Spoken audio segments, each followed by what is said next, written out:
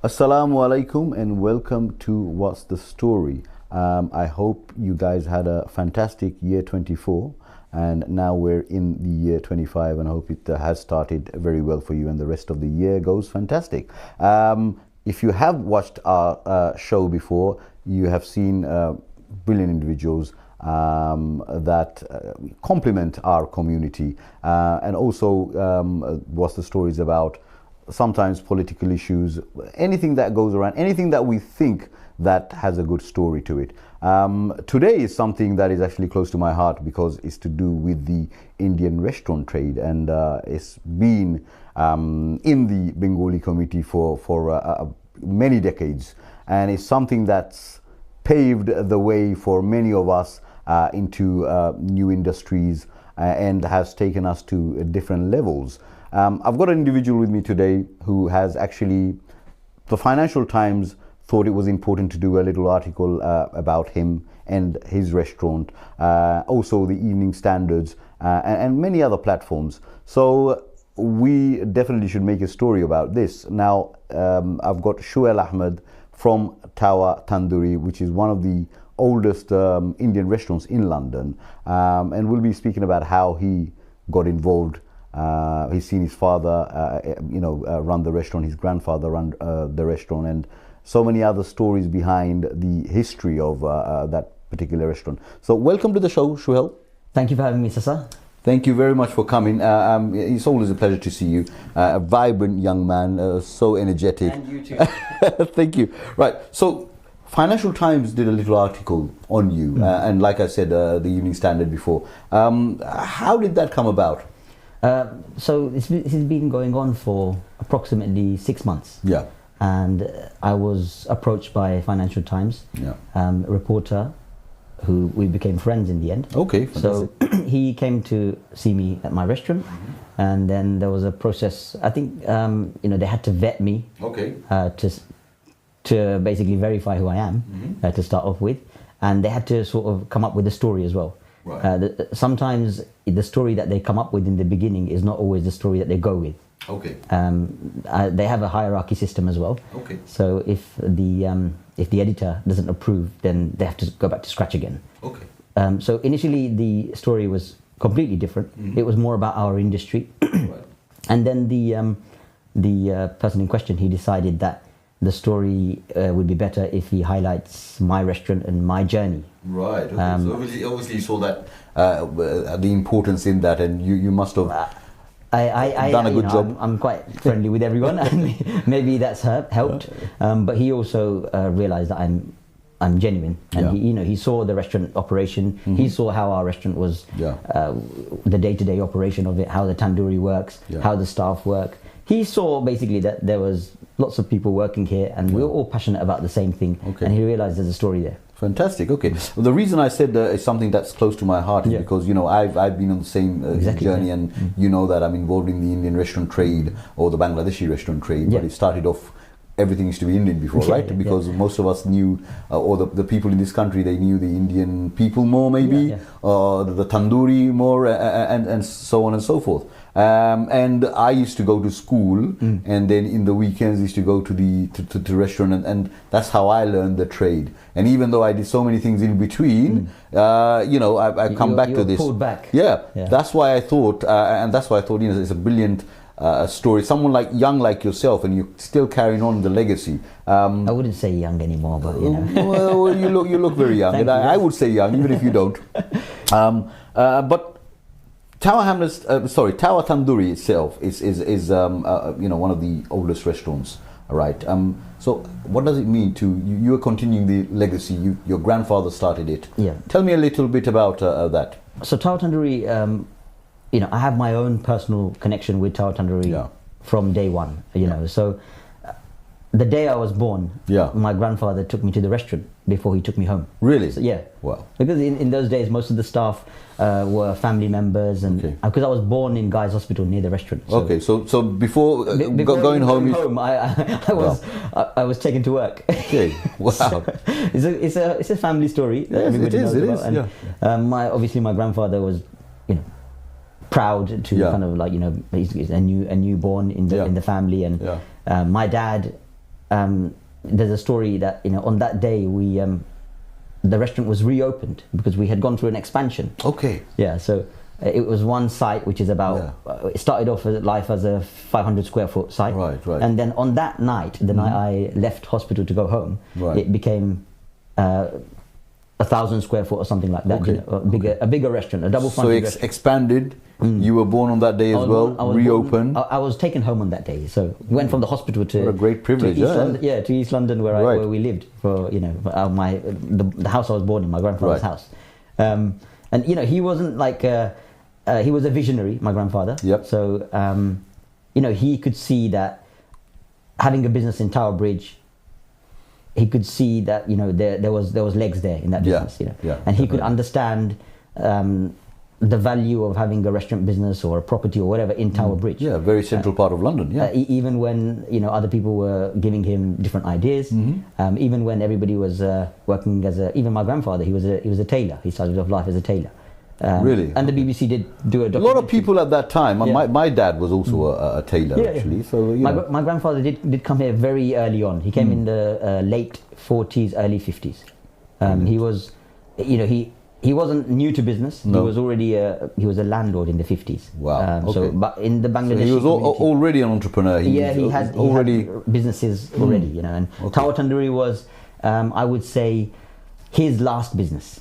Right. My dad's and my uncle's first business. Well, they were young at that time in the 70s. Yeah. But my granddad had already been, along with my dad, who was, and my uncle, who were young at the time. He's been through other industries, and he's thought at the end, let's open up a restaurant. They had the first Bangladeshi or Bangladeshi owned laundry company. Wow. Which still exists today. Restaurant laundry company. Okay. Right. Capital Linen, it was called.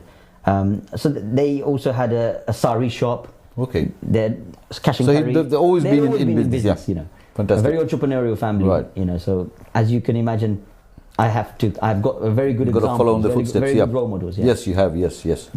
Right. So so that's how it started off, and that's the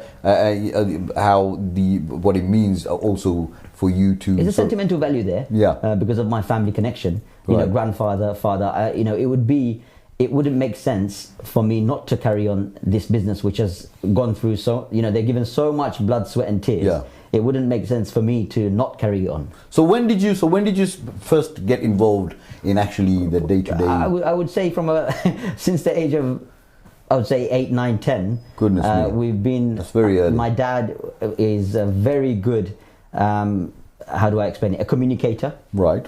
He's a good communicator. He understands the way to kind of bring up a child, I would say. He's an expert at that. I can speak fluent Bengali. Yep. I can speak fluent Sylheti because my dad was very strict when we were young, and he wouldn't let us speak English at home. Okay. So Bengali. So English outside, Bengali at home. Yeah. So you get best of both worlds. Exactly. And because we grew up in a house which had 3 generations, grandfather, father, and then us. So we were always encouraged to communicate, encouraged to be part of the business as well. So from a very young age, we were told to come and help do the shopping, the vegetable shopping. Come and help. It always helps. I mean, with family values around and the teachings of how important families are, getting involved in the family business. It all starts at home. Yeah. Definitely, yes. So giving leaflets, those kind of things. Yeah. Helping write marketing letters to give to pubs and hotels, that kind of stuff. So from a very early age, you were picking up all these techniques. On the weekend, we would go to the restaurant, would help make those napkins, those fan napkins that you see in some old Indian restaurants. Yes. You actually make those. Yeah. All those things we were kind of trained from a very young age, and we saw it more as a hobby. Okay. It wasn't seen as a job. It was seen as more of a hobby, and then it slowly, it becomes part of your life. Yeah. No, I remember doing all that, and it was something that I used to look forward to, in the weekend. So it was very nice. Yeah. What about the challenges that you faced? Obviously, from a young age, you got involved in learning all the tips. What moment of your life did your dad say, I'm going to take a step back? And you are you the eldest in the family? I'm the eldest. Yeah. So what moment of your life? Our restaurant. It's a big business. It's seats up to 100 guests. Right. I would say it's a sizable. Recently expanded a bit more, haven't you? Yes. We've made it slightly bigger to make it more accessible. You know, it has disabled toilets and all that kind of stuff. So just to make it more comfortable for guests, we've spent a lot of money on it. And if you don't invest in the business, then you know you can't run a business without investing in it regularly. So, as you know, but the main reason, kind of over the years, as I finished my education, and I studied business at university, and then I studied management as a master's degree. So I was always a business-oriented person, entrepreneurial, and always had that entrepreneurial spirit. And I was hands-on in a business. But did you always know while you were, going through that academic, era of your life? I had always wanted to become part of Tower Tandoori, yes? So my intention has always been, if I do another 10 businesses, that doesn't matter. Tower Tandoori will still be, my business as well. Do you know what I mean? Because I see that business as more of a, it's a legacy business, and it's part of my heritage. Not just my heritage; it's part of Bangladeshi heritage. Yeah, it is. It is. So that's why I give it a lot of importance, and I have always wanted to become the owner of Tower Tandoori. And you are. I mean, it was inevitable, wasn't it? I mean, from the age of 8 when you got involved. But there have been, there have been struggles. Nothing comes easy. This would be my next question. What kind of struggles and challenges that you have faced? You're a third generation owner, and how have you overcome them? Look, as you know, in business, there probably isn't any problem that I could say to you that you haven't faced. And the same with me. Whether it be emotional, whether it be something to do with the restaurant, whether it be financial, there's always issues. Even the whole generational gap. My dad is second generation Bangladeshi. He came here when he was very young, so he went to college here. He understands how London works. He understands how England works. So I will always have that kind of competition in a way with my dad. Can I be better than my dad, or am I doing enough to please my dad? That thing has, everyone faces it. But there's been a moment, the stereotype of being a restaurant owner, and I faced that. But I'm very, very proud of being a restaurant owner. And what I say to people is, I give examples of all these, Hollywood big actors, right? Arnold Schwarzenegger. Everyone's got restaurants. I said, look, they're very successful, but at the end of the day, what do? They do open up a restaurant. Sharif Islam has a restaurant. Yes, and it's a nice place to sit, have people come to you. If you're a people's person. So. But there was a little, in our Bengali community. Why? I think it's because... It's a taboo. Because they started off with the restaurant business. Selling curry and rice.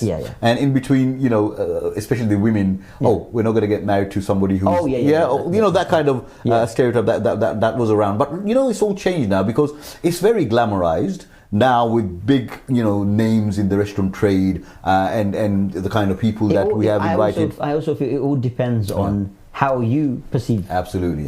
As a person, how you perceive it. So if you think of it as a negative type of employment, or if you see it as a negative style of business, I know there is the whole alcohol side, which everybody is trying to sort of move away from.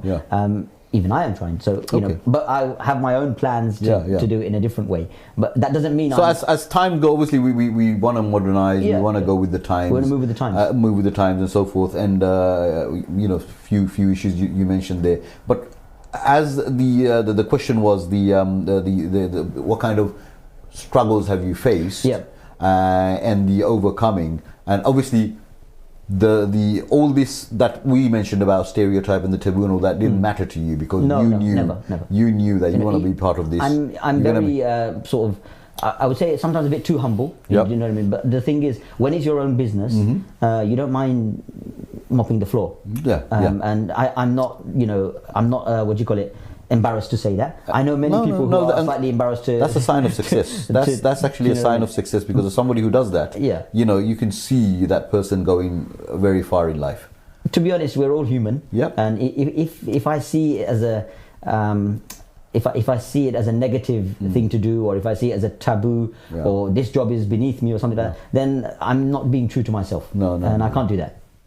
And it's all, I think it all goes back to the way your family is structured as well. Absolutely. Nobody was born, with millions. No. Everybody had to work hard. But you start from scratch, right? And it's funny you said that, because with Feast and Mishti, my restaurant, when I took over at one point, one of my old staff came and saw me with a broom, and he said, "Baisab, I know you're going to be successful." Because it's a sign of success. Because I said, look, there's no job is too small, or no job too big or small. Absolutely. So that we can share that actually. Now, with regards to obviously all kinds of business, right? Whatever you're in, you have to be ready for. You have to be resilient. Absolutely. It's not the type of business that you can say, "Oh, look, I failed. I'm leaving it." It's not that type of business, because it's got such a heritage and legacy behind it, and it's got that family connection. It's not a business that I can say, "Oh, look, it didn't work this week or last week or last month or whatever. I don't want to do it anymore." It doesn't work like that. No, it's too much kind of hard work and too much effort and too much history behind it that you have to move on. You have to make something. If it's a negative, make it into a positive. Find a way. Yeah. And there's always a way. There's always a way. Right. Yeah. And what I was going to say is, you obviously, with all business, you got to do your due diligence. Where you're doing it, what kind of demographics are there. Exactly. What kind of food you're going to be providing. Absolutely. You've got to look at all these things. But mathematically, I think that there is, whatever you do in business, if you do the maths correct, you can't fail. And if you work hard on it, and if you find your forte, and if there are any teething issues, you can find a way to tweak your model if you need to, and you can make it work. Okay, right. So, I mean, with that, obviously, there are other business that you're involved in, you told me, right? How do you manage Tower Tandoori, and also, what keeps you inspired as an entrepreneur? How I manage Tower Tandoori, I feel over the years I've become more understanding that not everything has to be done by me. Just because I know how to make a naan bread doesn't mean I'm going to go and make a naan bread. Do you know what I mean? So I've learned how to delegate. I think as I've become older in business as well, I think it's not just about age. I think you have to become, you can't just go from 0 to 10. You have to go through 1, 2, 3, 4, 5, 6. You have to go through the process of becoming a business person as well. And I think that's helped me, and I've learned to delegate. I've learned to become more stepping back a bit, and let other people do it, and they can probably do a better job than you anyway. You got to put your faith there, and also if you have the ability to delegate, because most of our restaurants, or in the early years, we used to have this understanding, like a micromanagement thing. We've got to be there. In this kind of time, even now, we do need to be there. Absolutely, yes, but there are ways of being there. Absolutely, yes. And I've been told that, Sharif, you run your restaurant with a remote control. And I said, well, this is why remote control was invented. You should, exactly. It was invented so you can stay away, and most of the year, most of the months of the year, I'm away, I'm out of the country. But I noticed that, and that keeps you fresh as well. I also feel that over the years I've become more organized, and with being more organized and having more processes in place and everything, those kind of small things, if you've got something in place, then people buy into it, and your staff buy into it, and they understand that it's important, and they will be you when you're not there. It takes time, but everybody can do it. It's not brain surgery. No, absolutely. The second question was inspiration. I think initially it was the whole grandfather, father. Every one of my family members has worked in this restaurant. My brothers, my cousins, my uncle, the second cousin. So you've got this heart-to-heart, of course, attachment, connection to it. But now it's less of a family business. The only two family is myself and my brother who are there, and the rest are people who are not immediate family, but they become family when they come into the business. But I think over the time the inspiration has changed slightly, because as you have kids, you grow older, you understand that your inspiration changes slightly. So my inspiration at the moment is more to do with the fact that I want my children to see me in a light how I saw my dad. When I was, you want to be that good role model. I want to be that fantastic role model, whether it be at home or at work or in the open world, in the community. However, I saw my dad from a young age. I saw him working very hard. I saw him, being involved in lots of good things, projects, and that is a charity itself, being a good role model, because charity starts from home. We say, and if you're the best to your children, if they look up to you, and then they can, in turn give a benefit to others. Exactly. What can be better than that? Do you understand? So that's my inspiration. I would say to ensure that I am seen in the right light by my kids, not just people from the outside world. My kids are probably the most important. I need to be the best for them, 100%, more than anyone. 100%, yes, fantastic. So, what kind of advice would you give to someone who wants to follow in your footsteps? Someone who sees in my footsteps, third generation, somebody who sees, there are better role models. Suhel Ahmed. No, but you're here on the show today, and obviously you made a difference. Your grandfather started it, your father after him, and then you are there. Someone might look at this show today, watch you, and think, this guy's done a tremendous job. What kind of advice would you give to them? Oh, you've caught me off guard. No. Okay, so I would say that anybody that has a family business, whether it be a restaurant or any type of business, doesn't matter. And if they are passionate, and if they really want to carry this business on and enjoy legacy, if they want to be able to say, our family has been in our family for 3 generations. Our business has been in our family for 3 generations. Something to be proud of. So our business is London's oldest, or our business is England's oldest. Our business has been around for 50 years. To say those things, you need to have a different mindset. You need to understand that before business comes family. So that would be number one. And then everything else. With business, every business has its traits. But I would say that the most important thing is be organized, do the right things, and treat it as not just a business, but as part of a portfolio of business. So that way you won't see it as, how do I explain this? You won't see it as taking your social energy. If you have different businesses, then you can stay fresh, and if you want to be in business, then you can see that this is one of my businesses, this is another one of my businesses, and if you give your time in a correct way, then you will find that you can build success in all your businesses. So you've got to balance that, and you have to balance it. Give time to all of them, and also because you can't be there all the time, you have to have a good team. Right. In all I think the team starts from the person in charge.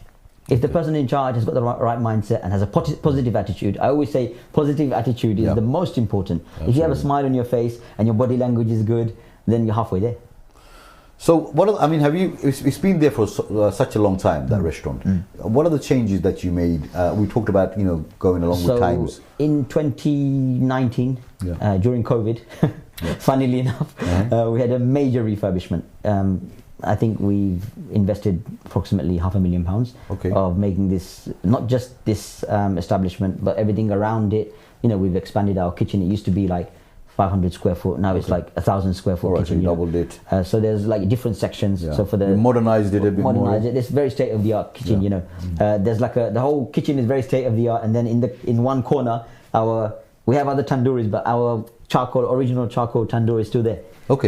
So this original charcoal tandoor has been in our family for 50 years. Is it still in use? It's still in use. It still works, and we still use it. I remember those. The old, now you got the gas ones, but the charcoal tandoor has a mind of its own, so it's not for everyone. And the food is different as well. Exactly. Taste of it is so slightly. we've modernized in that sense. We've tried to keep up with the times, and we've become more of a tourist restaurant because of the proximity to Tower London, Tower Bridge, and the Shard and London Eye. Yes. So I think we've captured a different market in the last maybe 10 years.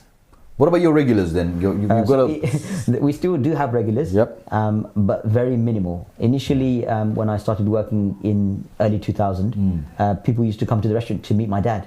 They used to be like, "Where's Shab?" My dad's name is Shab. People used to go, "Where's Shab?" And then it became, my name is Suhel, but customers affectionately called me Sam. All right. And my brother, his name is Imon, and so they said, "Where's Imon? Where's Sam?" So people used to come to just meet us. That's a good sign when people look for you. And because we were part of this community called Bermondsey. So Bermondsey is a very old English neighbourhood.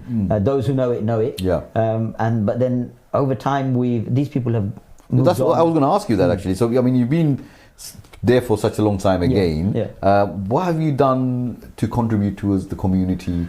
So look, initially, because I remember you did a charity event once, and so you must be involved. Oh, definitely. The local mayor, the local MPs, and So we run an organisation called Tower Bridge Road Alliance, which is a business association for Tower Bridge Road, which runs from the roundabout Bricklayers Arms, and it goes all the way to the bridge. Right. So it's a big network, and so I'm one of the project leads of that organisation. The other thing we do is we like to be involved in charitable deeds in London, not just abroad, but Crisis, I'm sure you've heard of. Yep. Also the Felix Project, which helps homeless people. Their depot is not far from here. It feeds 5,000 people every night. So we are actively involved with them, but we also do smaller things, such as helping schools. There's an old people's home. It doesn't matter, which religion or which background a community is. It's part of our community. It's part of the Tower Bridge community. So we see it as our own. And it's, especially if you're a part of the community and you're involved, you've got to be involved in all kinds of activities. I mean, two benefits. One is you're benefiting others, and in turn that benefits you. Exactly. And the other is you're part of that community. It's your community. It's a form of PR as well, because if you do something, you get a name for it as well. Yes, people recognize you as Suhel from Tower Tandoori. You're not just Suhel. The restaurant that I started working with, it's about 40 years old now, right? And the good thing we can say about it is like the grandparents used to eat here, then the parents, and now the children. So the same thing. It's been going on, and it's got in the olden days they said it's our local pub, it's our local Indian, and even if I go there now, that sense of attachment, sense of belonging, it's still there. We don't have that as much anymore because of the tourist element. Most of the people have moved out to Kent and Surrey and different places, and most people have grown old, or they don't eat curry anymore, or they're not with us anymore. So so there's lots of things. But then every week we would get one person, or every other week, oh, I know your dad, or I remember the restaurant when it was like this. There used to be a pond here. Do you know what I mean? That people talk like that, and so we entertain it. Brings back memories, and it's something to be proud of. Exactly. So how do you feel Tower Tandoori contributes to preserving Indian and Bangladeshi, culinary heritage? Well, that's a very good question. So look, Tower Tandoori, not only is it important to my family, my family has come to this country in, like I said, in the late 40s, early 50s, and it's a story of my family, but it also belongs to the Bangladeshi community, because my grandfather was one of the first Bangladeshi landlords in East London, and Tower Tandoori has employed numerous people, and it is the story for many others. So the chef now, he has been working here for 15 years or whatever. It's his story as well. There's a one of our head waiters. He's been with us for about 20 years. He's almost my dad's age, but this story, Tower Tandoori, also belongs to him, and also it belongs to Bangladeshi migration, the immigrants of Bangladesh. Absolutely. It belongs to, Tower Tandoori belongs to them. Absolutely, fantastic. That's a very good way of putting it. All these guys, they've got a story, and it's true, because nothing without them. Absolutely, I know good staff who say, I've got staff who say, I want to stay in Feast for the rest of my, rest of the term of Feast itself. And why not? Because I've been there for so long. And I say, look, you might go somewhere else. This is what I say. You might go somewhere else. You might get a little bit of more. But the respect that you get, the customers that know you, a lot of customers, they know that you belong here. This is a part of you, as it is a part of, you're a part of it. Absolutely. So this is something that's very sort of connected to the staff who's been working there for a long time. Exactly. And then, I know restaurants who, that individual from that actual restaurant itself. So it's because some of our staff have nicknames. So there's a guy, his name begins with C, but the customers call him Charlie. So it's just a bit of fun, Yeah, no, we still have that as well. It's brilliant. Right, thank you. I mean, thank you for sharing your story. Absolutely. On What's the Story, and thank you for having me. It is a fantastic story again, and we inspire others, and we get inspired. Definitely. And just for the viewers, just to say, you know, something that you've been with for such a long time. It is embedded in your heart and soul, and it's always a good thing that you can be connected with the community. You can be connected with anything that you can be connected with, to be honest, because we need connection, we need attachment, we need something that we can say we belong to. And what better than, you know, something that your grandfather started, and it's something that you can be proud of, saying, you know, my grandfather, my father and me, and I want my children to carry on with this as well. Many few can say that, but those who can, I think they're lucky ones. So I hope you enjoyed the show on What's the Story, and until next time, Assalamu alaikum.